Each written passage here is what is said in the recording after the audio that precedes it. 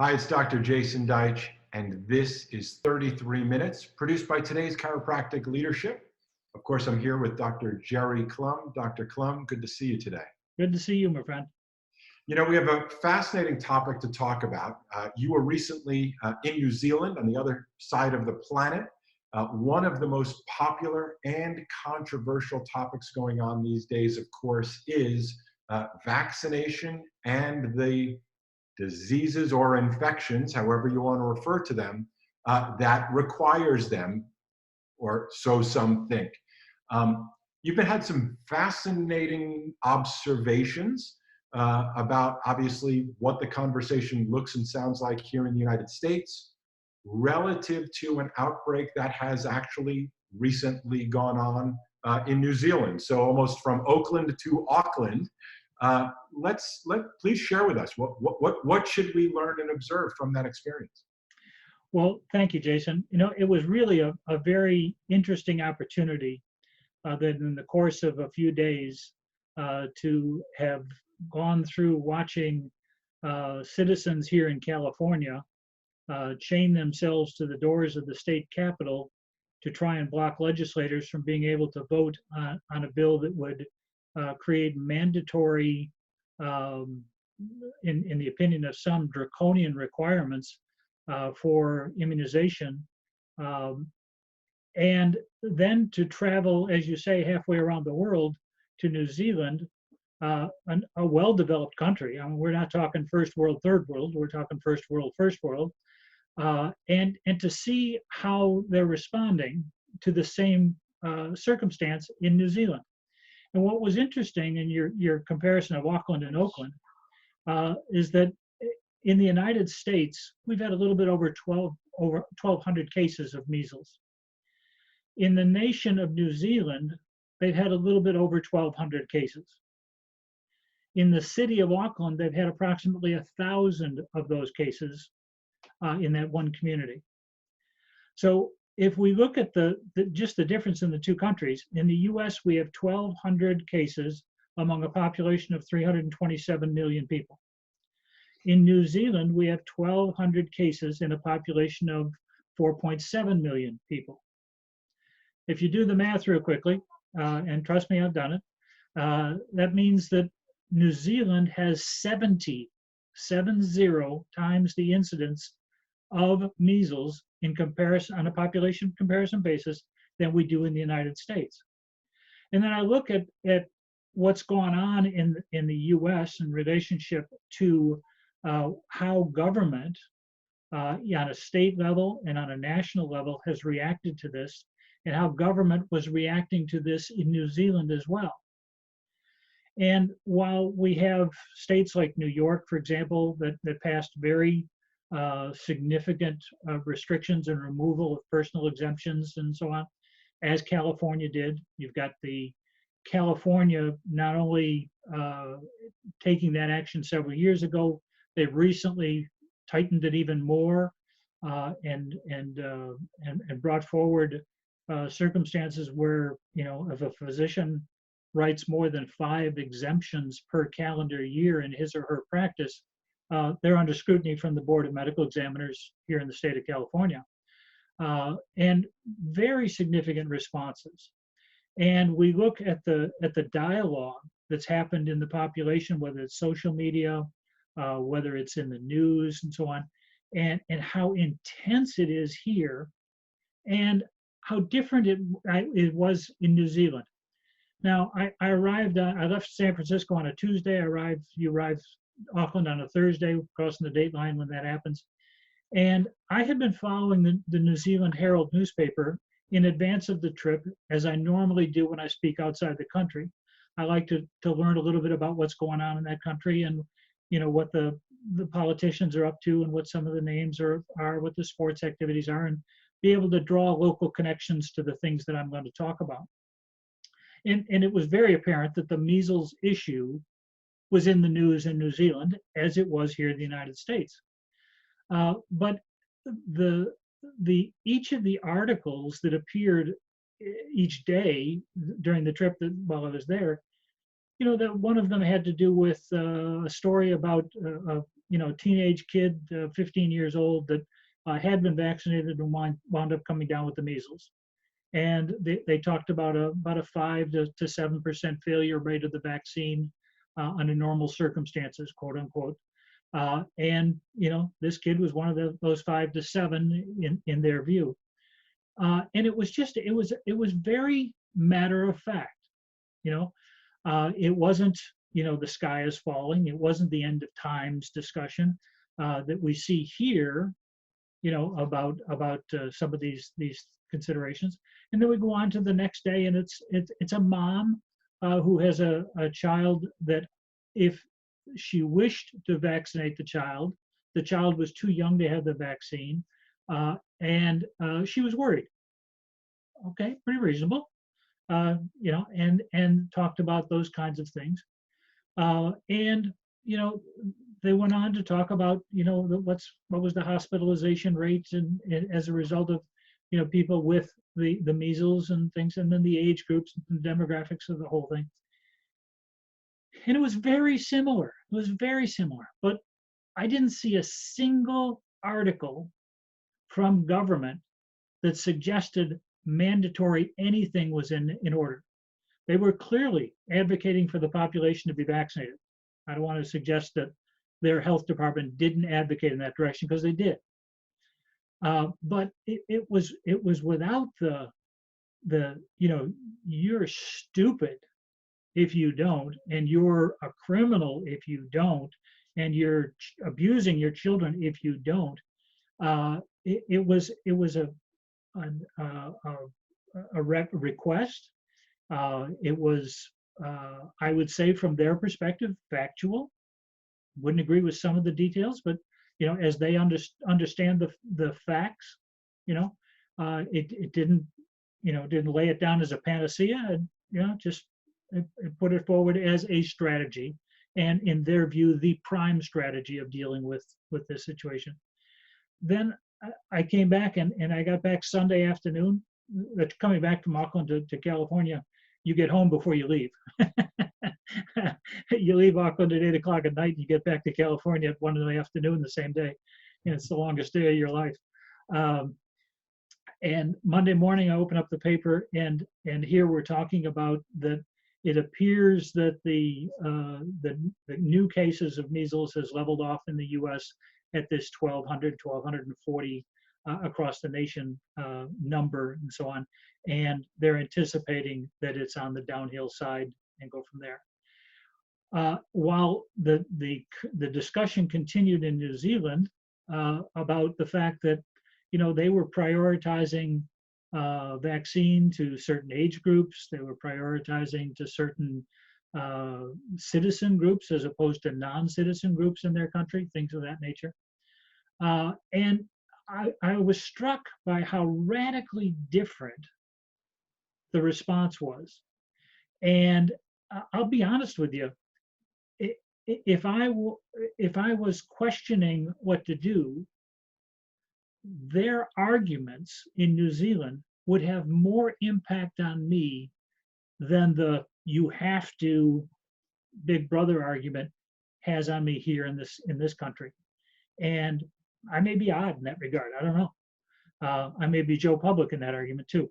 You just don't know. But I'm not getting into anything to do with the science of immunology. I'm not getting anything to do with the data, the specifics, and so on.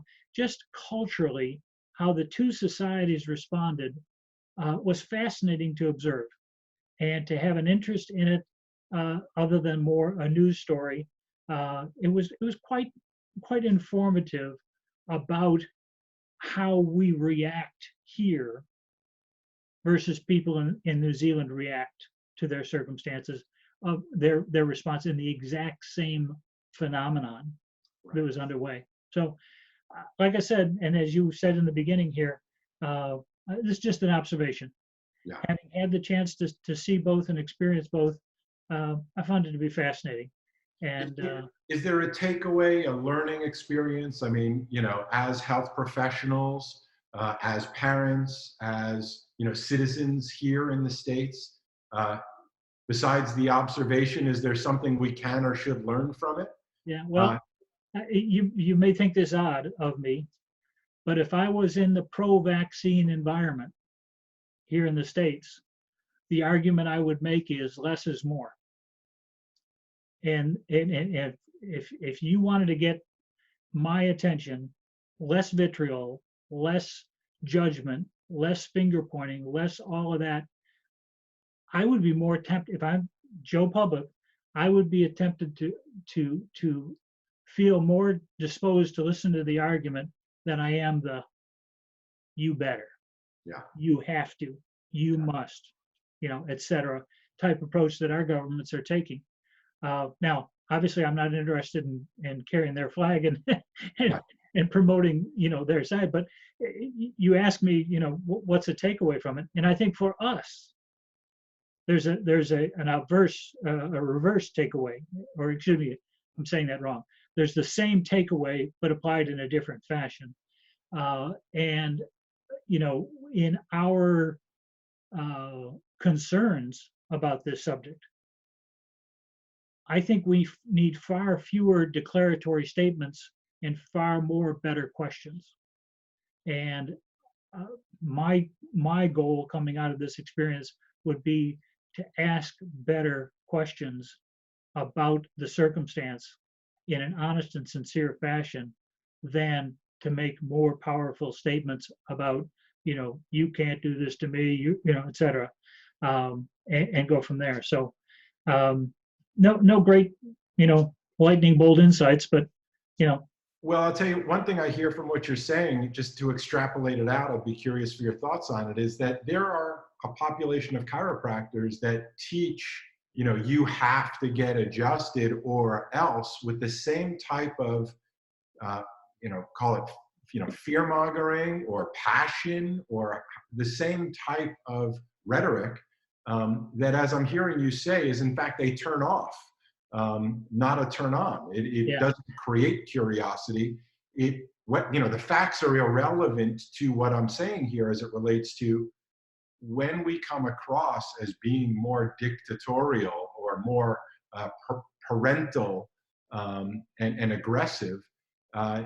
There's a listener's phenomenon that says, I don't care what topic you're talking about, don't push your agenda on me. Which is what I'm hearing you say, that may be something for us as a profession for those that do present chiropractic that way, and I've seen it happen. Yeah. That may be a better approach. Yeah, I would offer one point of disagreement in terms of your commentary. I don't equate being passionate with being heavy-handed. Okay. I think, some of the most passionate people I know are the least demanding and the least coercing out there. The bottom line is, I think that's true. Is that again, maybe I'm different, but maybe I'm the same as everybody else too. I don't like being told what I have to do. Yeah. I appreciate advice. I appreciate guidance. I appreciate suggestions. Particularly if I have a need at a given moment, I'm all the more interested in it. But I rankle at the tell me what I've got to do. I don't have to do anything. I got to be good to my wife. I got to be good to my kids. I got to pay my taxes. I got that. Beyond that, I don't have to do a hell of a lot. There's a few things you got to do. Yeah, that's right. And life is better that way. Excuse me. Excuse me just a second. No worries. So, that's again part of the takeaway, and so I would suggest, when I say less is more, I don't mean less passion. I don't mean less facts. I mean less judgment and less coercion and less arm twisting, if you will. Yeah. Mentally or emotionally or whatever the case might be.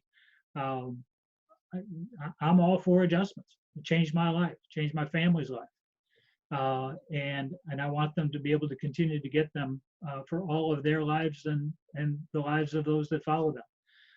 But there's a way to get the job done and a way not to get it done, and I think some of us might need to rethink that.